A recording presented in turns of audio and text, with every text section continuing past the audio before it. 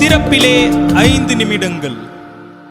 கிறிஸ்துவுக்குள் மிகவும் பிரியமான என் அன்பு சகோதர சகோதரிகளே, திறப்பிலே 5 நிமிடங்கள் என்கிற இந்த ஜெப நேரத்தில் என் அன்பு சகோதர சகோதரிகள் உங்கள் அனைவரோடு கூட இணைந்து ஜெபிக்க கர்த்தர் பாராட்டின கிருபைக்காக ஆண்டவருக்கு நன்றி செலுத்துகிறேன். இன்றைக்கும் ஒரு முக்கியமான காரியத்திற்காக நன்றி சொல்லி தொடர்ந்து நாம் ஜெபிக்க போகிறோம். இந்தியாவிலேயே தமிழ்நாடு மீன்பிடி துறையில் முதலிடத்தில் இருப்பதாக செய்திகள் வெளியிடப்பட்டிருக்கின்றன. அந்த வகையில் இந்தியாவில் தற்போது வரையிலும் இதற்கு முன் வரையிலும் குஜராத் மாநிலம்தான் மீன்பிடி துறையில் முதலிடத்தில் இருந்தது. இந்தியாவில் மீன்பிடி துறையில் குஜராத் மாநிலம் முதலிடத்தில் இருந்த சூழ்நிலையில் தற்போது தமிழ்நாடு முதலிடத்தில் இருப்பதற்காக நாம் ஆண்டவருக்கு நன்றி கூற வேண்டும். 2024ஆம் ஆண்டு வரையிலும் குஜராத் மாநிலம்தான் மீன்பிடித்தலில் முதலிடத்தில் இருந்தது.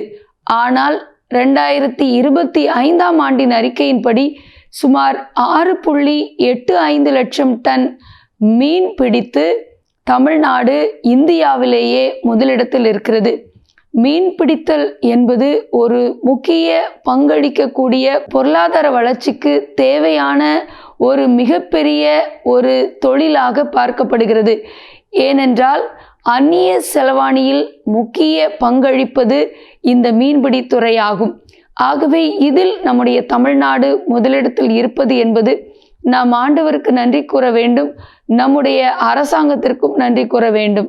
ஏனென்றால் தற்போது மீனவர்களுக்கு தேவையான நவீன விசைப்படகுகள், அது மட்டுமல்லாமல் அவர்களுக்கு தேவையான மானியங்கள், ஆழ்கடல் மீன்பிடிப்புக்கான மானியங்கள் மட்டுமல்ல, மீன்பிடி தடை காலங்களில் முறையாக அதை பின்பற்ற கோரி நடவடிக்கைகளை எடுப்பது, இது நிமித்தமாக மீன் பிடித்தலில் தமிழ்நாடு முதலிடத்தில் இருப்பதாக கூறப்படுகிறது. மட்டுமல்ல, இந்தியாவிலேயே மிக நீண்ட கடற்கரையாக குஜராத் மாநிலத்திலே 1600 கிலோமீட்டர் தொலைவில் அது இருக்கிறது. ஆனால் தமிழ்நாடு 1076 கிலோமீட்டர் மாத்திரமே இருக்கிறது. ஆனாலும் தற்போது நம்முடைய இந்திய தேசத்தில் தமிழ்நாடு மீன்பிடித்துறையில் முதலிடத்தை வகித்திருப்பது என்பது பாராட்டத்தக்க, ஆண்டவருக்கு மகிமையை செலுத்த வேண்டிய ஒரு காரியமாக பார்க்கப்படுகிறது. ஏனென்றால் தற்போது சென்னை, கடலூர், நாகப்பட்டினம், கன்னியாகுமரி, தூத்துக்குடி உள்ளிட்ட நம்முடைய துறைமுகங்கள் நிறைந்த பகுதியானது அதிலே முக்கியமாக பார்க்கப்படுகிறது. இதை குறித்த செய்தியை நான் உங்களுக்கு வாசித்து நாம் நன்றி சொல்லி ஜெபிக்க போகிறோம். தமிழ்நாட்டின் இந்த சாதனை தேசிய அளவில் ஒட்டுமொத்த கடல் மீன் உற்பத்தியில் எதிரொலித்திருக்கிறது. முந்தைய ஆண்டுடன் ஒப்பிடும் பொழுது 2025இல் கடல் மீன் உற்பத்தி 3% அதிகரித்துள்ளது.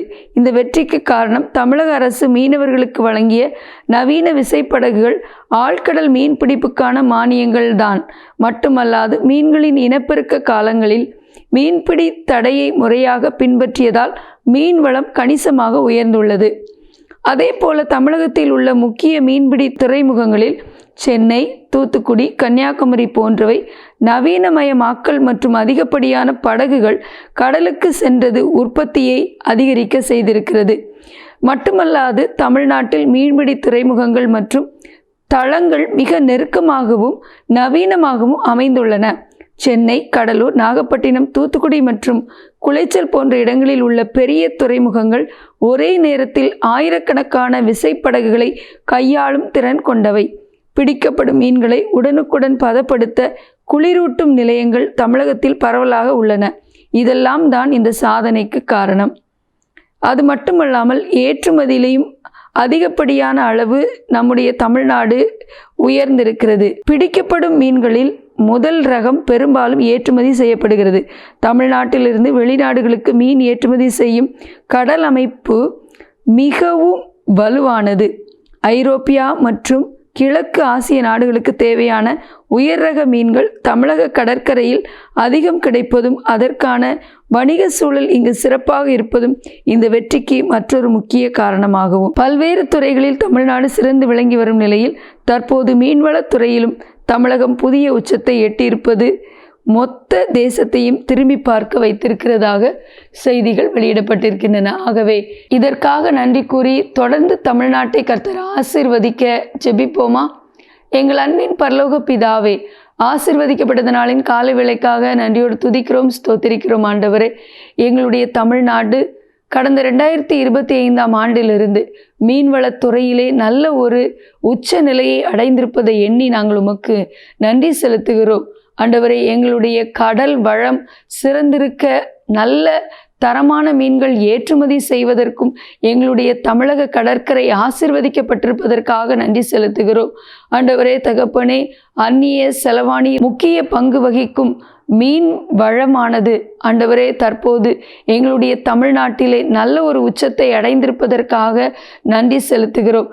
தொடர்ந்து இந்த துறையில் எங்களுடைய தமிழ்நாடு ஆசீர்வதிக்கப்பட, இன்னும் அதிகப்படியான ஆண்டவரே மீன்கள் ஆண்டவரே பிற நாடுகளுக்கு ஏற்றுமதி செய்யப்படவும், ஆண்டவரே அதே போல மீன் பிடி துறைமுகங்கள் ஒவ்வொன்றையும் ஆண்டவரை உங்கள் கரத்திலே உங்கள் ஆளுகைக்குள்ளப்பட்டு ஜெபிக்கிறோம். குறிப்பாக தமிழ்நாட்டில் உள்ள சென்னை, கடலூர், தூத்துக்குடி, கன்னியாகுமரி, நாகப்பட்டினம் உள்ளிட்ட துறைமுகங்களை உங்கள் ஆளுகைக்குள் ஒப்பு கொடுத்து ஜெபிக்கிறோம். இந்த கடற்கரையில் உள்ள ஆண்டவரே தகப்பனே, இந்த ஆசீர்வாதம் எந்த விதத்திலும் பாதிக்கப்படாதிருக்க தொடர்ந்து வளம் பெற நாங்கள் ஜெபிக்கிறோம்.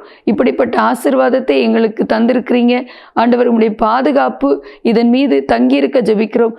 தொடர்ந்து தமிழகம் பொருளாதாரத்தில் நல்ல வளர்ச்சி அடைய எங்களுடைய ஆளுகையில் உள்ள தலைவர்களுக்கு ஞானத்தை கொடுத்து நீங்கள் வழிநடத்த ஜெபிக்கிறோம். எங்களோடு ஜெபத்தில் நின்றிருக்கிற எல்லா சகோதர சகோதரிகளையும் ஆசீர்வதிங்க, மீனவர்களை ஆசீர்வதிங்க, அவங்க செய்கிற தொழில்களை ஆசீர்வதிங்க. இயேசுவின் நாமத்தில் பிதாவே, ஆமேன். தொடர்ந்து ஜெபியுங்கள். கர்த்தர் தாமே எங்களை ஆசீர்வதிப்பாராக. ஆமேன்.